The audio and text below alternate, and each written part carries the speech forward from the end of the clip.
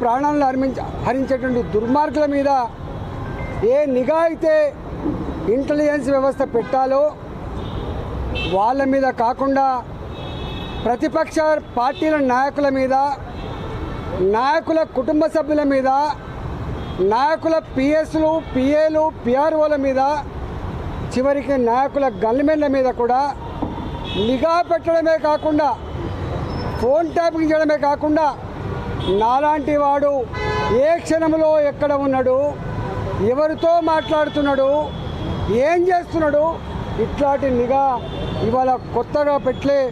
2018లో నేను హుజరాబాద్లో పోటీ చేసినాడు నన్ను ఓడగొట్టాలని చెప్పి మొట్టమొదటి ప్రయత్నం జరిగింది. నేను ఆనాడు ఇంకా గవర్నమెంట్లో ఉన్నా. 2021లో హుజరాబాద్ బై ఎలక్షన్స్ వస్తే 6 నెలల కాలం పాటు అక్కడ ఎన్నికల ప్రచారం జరిగితే పొద్దున్న సాయంత్రం నేను ఏ కార్యకర్తతో మాట్లాడుతున్నా, ఏ ప్రజలతో మాట్లాడుతున్నా, ఏం మాట్లాడుతున్నా ఇవన్నీ కూడా ట్యాప్ చేసి రాత్రి కల్లా వాళ్ళ ఇళ్ళలో పోయి, బిడ్డ నువ్వు ఈటల ఆయనతో మాట్లాడినావు, ఇది మాట్లాడినావు, నువ్వు ఆయనకు కనుక సపోర్ట్ చేస్తే ఇగో నీకు నష్టం ఇది జరుగుతుంది, లేకపోతే నీకు ఇగో ప్రలోభ పెడతా అని చెప్పి డబ్బుల ఆశ చూపి, పదవుల ఆశ చూపి, అధికారంతో బెదిరించి ఇవాళ ఓడగొట్టేటువంటి దుర్మార్గమైన ప్రయత్నం చేసినట్టుగా ఇవాళ వందల ఎవిడెన్సెస్ ఇవాళ ఇక్కడ చూపించడం జరిగింది. మా నాయకుల మధ్య జరిగిన సంభాషణను కూడా ఇవాళ కాల్ డేటాలో వాళ్ళు చూపించడం జరిగింది. 2023లో గజ్వేల్లో పోటీ చేసినప్పుడు కానీ, మళ్ళీ హుజరాబాద్లో పోటీ చేసినప్పుడు కానీ ఇదే దుర్మార్గమైనటువంటి పద్ధతి కొనసాగింది.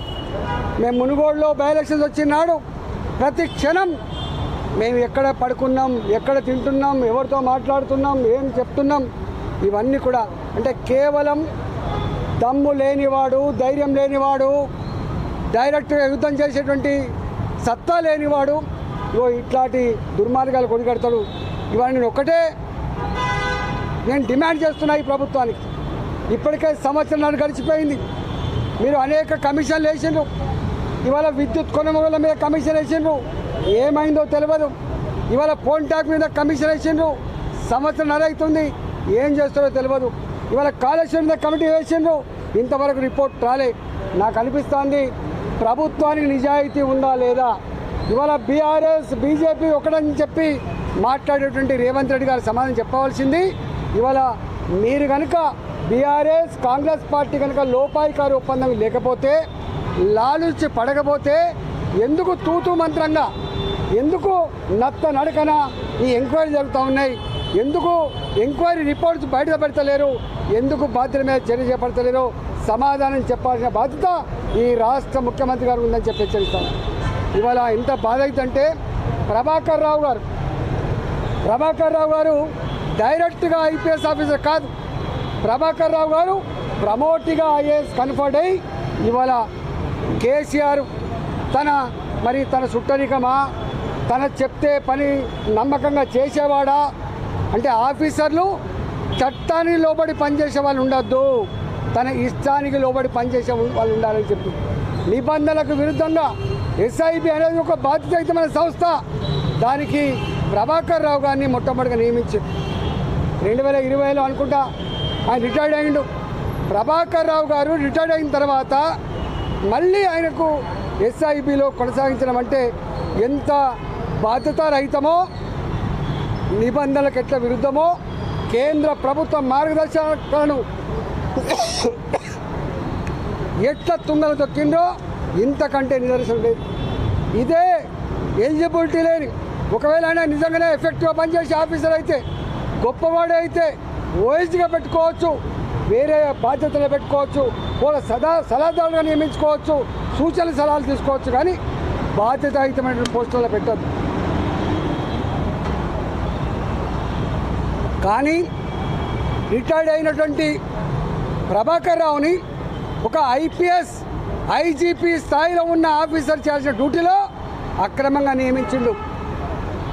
ఎస్ఐబిలో అక్రమంగా నియమించడమే కాకుండా చాలా కీలకమైన రాష్ట్ర భవిష్యత్తు కానీ దేశ భవిష్యత్తు కానీ ఇంటెలిజెన్స్ డిపార్ట్మెంట్కి ఉంటుంది.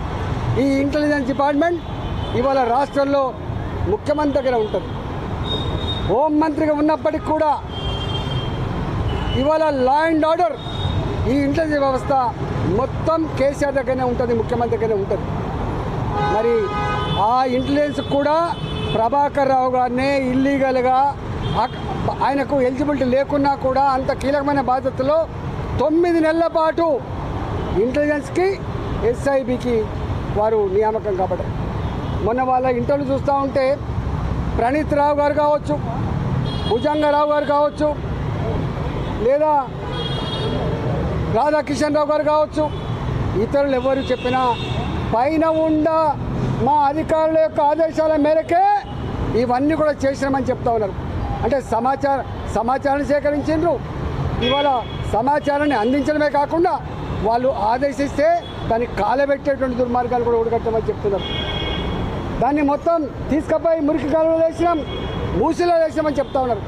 స్వయంగా ప్రభాకర్ రావు గారు చెప్పిన మాట ఏంటంటే, నేను ఆదేశించినటువంటి వాళ్ళ ఫోన్ నంబర్లే కాకుండా ఇవాళ కింద ఉన్న వాళ్ళు ఇంతకుముందు చెప్పిన ప్రణీతిరావు గారు కావచ్చు, భుజంగరావు గారు కావచ్చు, రాధాకిషన్ రావు గారు కావచ్చు, ప్రైవేట్లో ఉన్న శ్రావణ్ కుమార్ రావు గారు కావచ్చు, వీళ్ళందరూ వేరే ఫోన్లను కూడా ట్యాప్ చేసిండ్రు. బిజినెస్ పీపుల్ ఒక ఫోన్ నంబర్లు కావచ్చు, సినిమా రంగంలో ఉన్న వాళ్ళు కావచ్చు, ఇవాళ అనేక వాళ్ళ ఈ ఫోన్ ట్యాప్ చేసి బాధ అనిపించే sad part of the democracy. ఒక రాష్ట్రానికి గవర్నర్గా ఉన్న ఇంద్రసేన్ రెడ్డి గారి ఫోన్ ట్యాప్ అయిందంటే ఈ రాష్ట్రంలో ఉన్నటువంటి ప్రజాస్వామ్యాన్ని కాపాడే, ప్రజాస్వామ్యాన్ని అమలు చేసేటువంటి జడ్జిల ఫోన్లు ట్యాప్ చేయడం, స్వయంగా మంత్రుల ఫోన్లే ట్యాప్ చేయడం, ఎమ్మెల్యేల ఫోన్ ట్యాప్ చేయడం ఇవాళ ఎంత దుర్మార్గమైందో మనకు అర్థం కావాలి. చివరికి వాళ్ళ డిపార్ట్మెంట్లలో పనిచేసేటువంటి హెచ్ఓడీల ఫోన్ కూడా ట్యాప్ చేయడం, పోలీస్ అధికారుల యొక్క ఫోన్ కూడా ట్యాప్ చేయడం, ఇది ప్రజాస్వామ్యానికి పాతరడానికి పరాకాష్ట. ఇది ఆనాడు 1975, ఇవాళ 50 సంవత్సరాలు అవుతుంది. ఆనాడు వ్యక్తుల స్వేచ్ఛను హరించి ప్రజాస్వామ్యాన్ని చెరబట్టి మొత్తం దేశాన్ని జైలుగా మార్చి ఆనాడు ఇందిరాగాంధీ 1975లో ఎమర్జెన్సీ చట్టాన్ని బట్టి వేల మంది మీద కేసులు పెట్టి వందల మందిని జైలు పాలు చేసి ఇవాళ కొంతమందిని అడ్రస్ లేకుండా సావగొట్టినటువంటి నల్ల చీకటి అధ్యాయాలు మళ్ళీ ఇవాళ ఈ రూపంలో కనబడతా ఉన్నాయి. నేను ఒకటే డిమాండ్ చేస్తూ ఉన్నా, ఇవాళ 50 సంవత్సరాలు గడిచింది ఈ దేశంలో, ఎమర్జెన్సీని తీసుకొచ్చి 50 సంవత్సరాలు గడిచింది. ఇవాళ మనం గవర్నర్ల ఫోన్లు, జడ్జిల ఫోన్లు, స్వయంగా మంత్రుల ఫోన్లు, ఎమ్మెల్యేల ఫోన్లు, ఇవాళ బాధ్యతాయుతమైనటువంటి సంఘంలో పేరున్న వాళ్ళ ఫోన్లు ట్యాప్ చేసి వాళ్ళ బలహీనతల మీద దెబ్బ కొట్టి ఇవాళ అనేక రకాల అక్రమాలు, దుర్మార్గాలు జరిగినట్టుగా మనకు అర్థమవుతూ ఉంది. కాబట్టి ఈ ఎంక్వైరీ అయితే ఉందో నత్తనడక జరగకుండా దీంట్లో ఎవరు ఆదేశాల మేరకు ప్రభాకర్ రావు గారు ఇలాంటి పని చేసిండు, ఇవాళ కింద ఉన్న అధికారులు ఎవరి ఆదేశాల మేరకు చేసిండ్రు, ఎందుకు కాలబెట్టాల్సి వచ్చింది, ఎందుకు మొత్తం చార్జ్ చేయాల్సి వచ్చింది, ఇవన్నిటి మీద సమగ్రమైన ఎంక్వైరీ జరగాలి. రేపు ప్రజాస్వామ్యం బతుకుండాలంటే, రాజ్యాంగం మీద ప్రజలకు విశ్వాసం కలగాలంటే, ఫండమెంటల్ రైట్స్ ఉండాలంటే తప్పకుండా ఇప్పుడు కనుక చర్య తీసుకుంటేనే ఈ దేశంలో ప్రజాస్వామ్యం వర్ధిల్లుతుంది. ఈ దేశ ప్రజాస్వామ్య వ్యవస్థ మీద ప్రజలకు ఒక విశ్వాసం ఉండేటువంటి ఆస్కారం ఉంటుంది తప్ప లేకపోతే లేదు. కాబట్టి వాళ్ళు ఎంతటి వారైనా తప్పకుండా దీని మీద విచారణ సమగ్రంగా చేయాల్సిందే, దోషులను ఐడెంటిఫై చేయాల్సిందే, చట్ట ప్రకారంగా శిక్షించవలసిందే, ప్రజాస్వామ్యాన్ని కాపాడవలసిందే, ప్రజలకు ఒక గొప్ప సందేశం పంపాల్సిన బాధ్యత ఉందని చెప్పి నేను డిమాండ్ చేస్తా ఉన్నా. లేకపోతే ఈ ప్రభుత్వం కూడా ఇవాళ వాళ్ళతో కొలుడైనట్టుగా భావించవలసి ఉంటుందని చెప్పి ఇవాళ ప్రభుత్వాన్ని కూడా నేను హెచ్చరిస్తా ఉన్నా.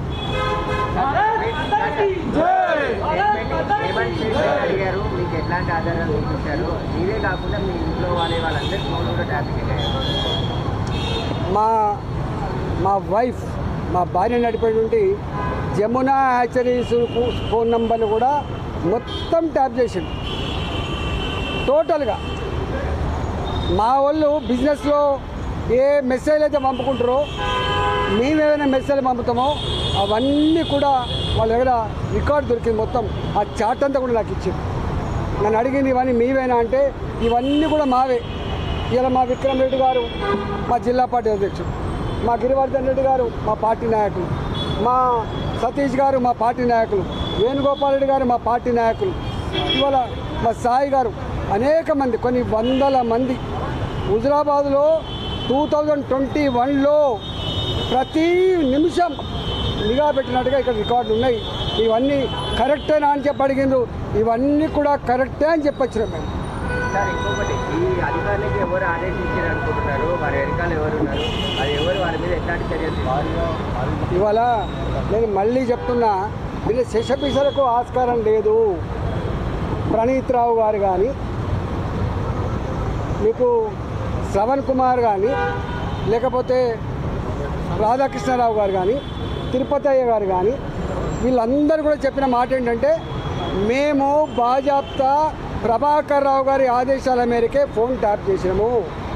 ప్రభాకర్ రావు గారి ఆదేశాల మేరకే ఈ సమాచారం అంతా కూడా సేకరించి ఇచ్చినాము. ప్రభాకర్ రావు గారు కూడా ఒక స్టేట్మెంట్ ఏమి ఇచ్చిందంటే, నా కింద ఉన్న అధికారులు కూడా నేను చెప్పే ఫోన్లను చేసిండ్రు, చెప్పని వాడు కూడా చేసిండ్రు అని చెప్పి, అంటే ఇంత మిస్యూజ్ చేసిండ్రు. ఎవరి ఎవరి ఎవరి ఎవరి అండతో? తప్పకుండా ఈ డిపార్ట్మెంట్ ముఖ్యమంత్రి గారి కంట్రోల్లో ఉంటుంది. ఈ ఇంటెలిజెన్స్ వ్యవస్థ కానీ, ఎస్ఐబి కానీ, లా అండ్ ఆర్డర్ కానీ, ఇవన్నీ కంట్రోల్ ఉండేది ముఖ్యమంత్రి దగ్గర ఉంటుంది. ఏ పీరియడ్లో ఇవి ట్యాప్ చేయబడ్డావో, ఏ పీరియడ్లో ఈ సమాచారం సేకరించబడ్డదో అప్పుడు ముఖ్యమంత్రి గారు ఎవరు ఉంటారు? కేసీఆర్ గారే ఉంటారు. ఇవాళ ముఖ్యమంత్రి గారికి తెలవాలి. ఇవాళ ముఖ్యమంత్రి గారు కిందనే ఉంటుంది ఇంటెలిజెన్స్ వ్యవస్థ, ముఖ్యమంత్రి గారి కిందనే ఉంటుంది ఇవాళ ఎస్ఐబి వ్యవస్థ. ఇవాళ ఈ ముఖ్యమంత్రి గారు చెప్పాలి. మంత్రిగా పనిచేసిన సమయంలో మంత్రిగా పనిచేశారు, ఆ సమయంలో ఫోన్ ట్యాపింగ్ సంబంధించి చర్చ కానీ, ఇట్లాంటి ప్రభాకర్ రావు మీట్ కావడం కానీ అట్లాంటివి జరిగినాయి ముఖ్యమంత్రి గారు? అసలు జనరల్గా ఇంటెలిజెన్స్ వ్యవస్థ కానీ, ఎస్ఐబి కానీ, ఈ రెండు చాలా కాన్ఫిడెన్షియల్గా పనిచేయాల్సిన డిపార్ట్మెంట్. ఇవాళ ఈ రూపంలో వాటి చరిత్ర ఇంత మలైన అవుతుందని, బయటకు వస్తుందని చెప్పి ఎవరు ఊహించలేదు. అంటే ఎంత బాధ అవుతుందంటే, భార్యాభర్తలు నేను నా భార్య ఇద్దరం మాట్లాడుకునే సంభాషణ కూడా వింటుందంటే ఎంత నీచానికి ఒడిగట్టిండ్రు వీళ్ళు, ఎంత నీచానికి ఒడిగట్టిండ్రు. ఇక ఇంతకంటే దుర్మార్గం ఏముంటుంది? ఒకవేళ ఈ ప్రభుత్వానికి దమ్ము లేకపోతే, ఈ ప్రభుత్వానికి నిజాయితీ లేకపోతే మేమున్నాం, సిబిఐకి అప్పచెప్పండి. ఎక్కడ ఏం జరిగిందో, ఎవరు దీంట్లో బాధ్యులో, ఎవరు దోషులో, వాడు ఎంతటి వారైనా పనిష్మెంట్ చేయగలిగే సత్తా సిబిఐకి ఉందని చెప్పి మేము డిమాండ్ చేస్తున్నాం.